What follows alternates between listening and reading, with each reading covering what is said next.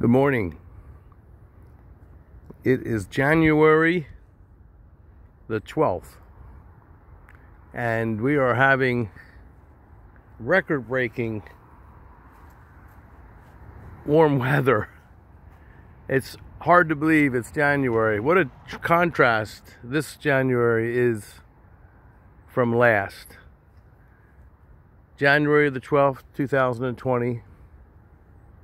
And you would think it's almost a summer day. Certainly a spring day. Late spring. And I've just thought I'd come out and take advantage of this warm weather and just say a few words about my wrapped figs. If you remember in my other video when I talked about protecting the trees from heat, that's right, in the wintertime. These are the days I meant. Now, I neglected to wrap this yet with burlap, but I have a lot of insulation under here, not just for the purpose of keeping it warm when I turn on my lights, which we talked about, but for the purpose of protecting it from a day like this, where the sun is so hot. And if you felt this like I'm feeling it right now, I'd say that's 90 degrees at least. It's hot. It's very hot to the touch. And a prolonged period of hot weather like this, which we're not going to get in January, could really actually cook your figs inside the wrappings. That's why it's so essential not just to put a tarp around your fig trees. You have to put some kind of insulation like I demonstrated in the last video. And that's very, very important. And I've got a lot of good foam, you know, protecting from the heat, protecting the fig trees from the heat. It's a balance, as I said before. It's a balance that you have to strike. Now, I'm still going to put burlap. I've neglected to do so because we are nearer to the winter solstice in January. And we've had a lot of rainy weather and damp weather, and I'm not worrying about the heat because I have insulation inside. I protect my figs from the heat, from being cooked, and they will be cooked. But that mostly takes place in late February and certainly March, when the spring sun is much, much higher and in direct angle to the figs and can do much more damage to them than this time of year, when you have a sun that's really very low on the horizon and you've got a lot of cold weather, especially at nighttime. And we've had, as I said, a lot of wet weather, cloudy weather, so I haven't been too concerned. But trust me when I tell you, nevertheless, it is negligence on my part, which I wouldn't advocate that you repeat, especially if you don't insulate your covered figs properly. I will put burlap on these wrapped figs, and it doesn't take long. Just wrap it up a little bit. And I've got about a month to do that because, as I said, with the sun on this very, very low horizon and the angle that's not direct, because it is still close to a winter solstice sun, you don't have to worry so much right now. And again, I haven't padded inside. But nevertheless, I have to do this, and I will wrap them with burlap. It's not a big deal. And then in probably the middle of March, I'll begin to open them up, actually. Open them up, certainly by the end of March, and start to use these coverings, these tarps, sort of like a greenhouse effect. And so that the fig trees will bud earlier, as I mentioned before in my other video, and I will have an early crop. It's sort of like having a greenhouse when you don't have a greenhouse. You just have to learn how to manipulate the coverings. It's very easy to do. You open them up. The heat that hits the bottom generates heat for inside of the covering. You let the sun come through the top. If it's going to be really cold at night or dip below freezing, you just go out and you just flip them over and cover them up again very, very lightly. It's very easy to do, or just wrap some burlap over the top. There's nothing to it. You just basically close the top. And then when it warms up again, you open it back up, let the sun get in there, let the sun penetrate, let the sun hit the wrapped fig, and all that additional heat. Hey, I might as well show you this. Well, I'm rambling on here. This is how I do my electric for my lights that I featured in my other winter video on how to wrap figs, how I wrap my figs. This is very simple. I don't have it even together. The weather has been so mild. But you can see that this is a little freeze plug here. I'm going to be trying it this year, just briefly to see how it works. If not, I'll just take it off. This lights up at night so I can see that I have power. This will take as many as 6 plugs. I just stick this in the ground and plug it in, plug all my different lights into them here. And if I plug this into this, it's very easy to do this. The electric won't come on. This will keep it from coming on unless it gets a little bit above freezing. So if it gets down to that cold, the electric will come on. Now that's good if you go away, if you're not going to be around. But if I'm around, which I'm mostly always around, I just use the switch in the house and I won't use that little gadget. But if I'm not around, that would be a nice little gadget to make sure that I don't overheat my figs in the daytime or during warm periods. Because the last thing you want to do is have the lights on when you don't need them. You only need the lights on mostly at night during a real cold period, a dip down to 6 degrees, 5 degrees, 10 degrees, 2 degrees, 0 degrees. That's when you want your lights on.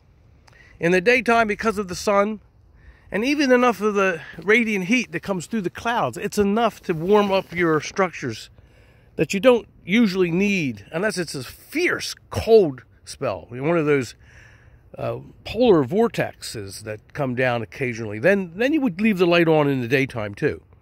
That's why it's nice to be around to do all these things.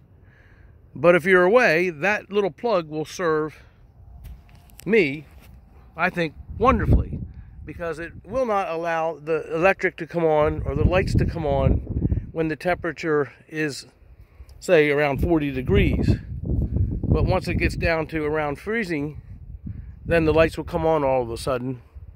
And during the night when it needs the protection, I'll get the protection. And in the daytime, it will shut off when I'm not around.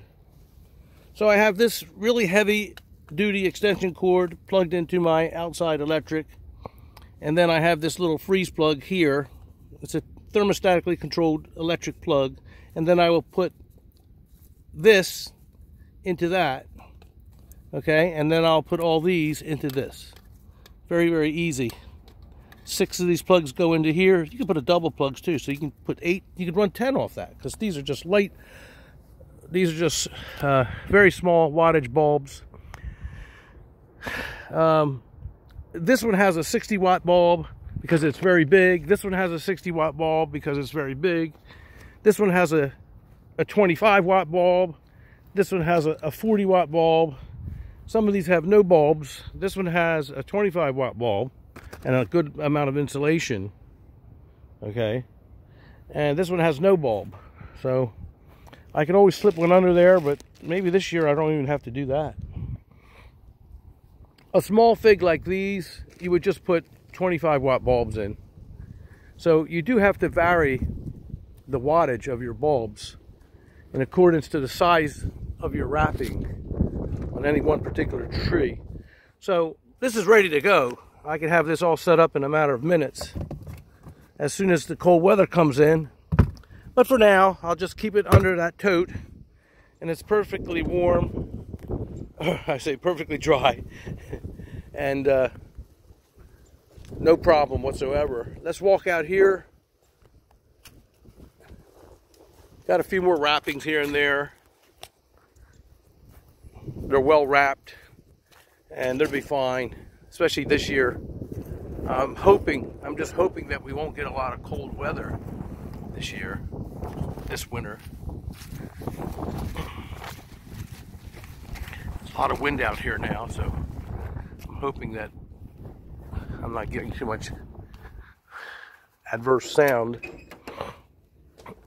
Here's the greenhouse, and I'm not doing much with it, just storing some essential things. There's my rosemary, which is growing beautifully in here, and it's just a fragrant smell. Oh, wow. Oh, that is just a wonderful smell, rosemary. And I use it. I still have one fig in here. I'm just keeping it here and see what happens. If it gets too cold, I'll take it in even.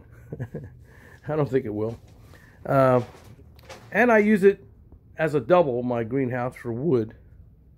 And I keep my wood in here, some of my wood, so that when the weather's really bad and really cold and windy, I don't have to go out to the wood pile, all the way out to the wood pile to get it, especially if there's 6 inches or 8 inches of snow. I can just go into the greenhouse, grab some wood, fill my wheelbarrow, and I'm in good shape. And here I've covered up my wood. I've got figs in here, figs covered. I've got figs everywhere, and I've got plenty of wood. A few more wrapped figs. And I wanted to demonstrate here. Soon I'm going to do a video of my isolation room, which my son built for me in the basement in one of the buildings I own. But this is my fig cellar. I refer to it as a fig cellar. Some might refer to it as a root cellar. Let me try to get the wind behind me here. But I just opened it up so that you could take a look inside. And you can see that everything is good and moist and happy and dry. Not dry, moist, but not wet. It's just perfect. And I don't have to water these trees, not all winter long. Never, not one time. Such is the advantages of having a root cellar, or a fig cellar as I call it. It's just a wonderful thing to have. I've got quite a few figs stuffed in there. I could put a bunch of little ones in there, but I have them over in my isolation room and here and there. But I could have stuffed way more figs in there. I'm going to build another tier. I'm going to put another 12-inch board all the way around and put dirt around it and build it up so for even more storage. But I could put you would be very surprised at how many figs this whole structure can hold, because you can just push them down, you pull the root, you tie the branches together and squeeze them together and just stuff them here, there, back to this way, that way, and sideways, and any other way you can get them in there. And you can see I have a little barrier down there so that they don't touch the ground. I don't want them to touch the ground. I could go much further down, but I don't have to. I have plenty of room in here. I've got plenty of storage between this and my isolation room, which I will film for you soon. So, just wanted to meet with you briefly on this record-breaking day. Yesterday, Saturday, was a record breaker too, as 2 of the warmest days ever recorded in January in this region of the Northeast. As the crow flies, I'm about 30 miles southeast on the other side of the Delaware River from Philadelphia. About 30 miles as the crow flies from Philadelphia. And in our area, this is record-breaking warm weather. So with that, there we get out of that wind. This greenhouse is so warm right now, but it's warm all winter long, really. And I come out here and sit down, and you'd be surprised, I can spend quite a bit of time in the greenhouse. When the wind blows and we have fierce winds and cold, it's very cozy to come into the greenhouse and find a little bit of relief from all that cold and wind and bitterness that winter brings here to this region. I just like it. I come out here at nighttime during heavy rainstorms too. It's just very interesting. The sound effect is amazing in the greenhouse, and sometimes it's almost deafening. You know, there's times when it's very, very, very quiet in the greenhouse, and you can't hear a thing.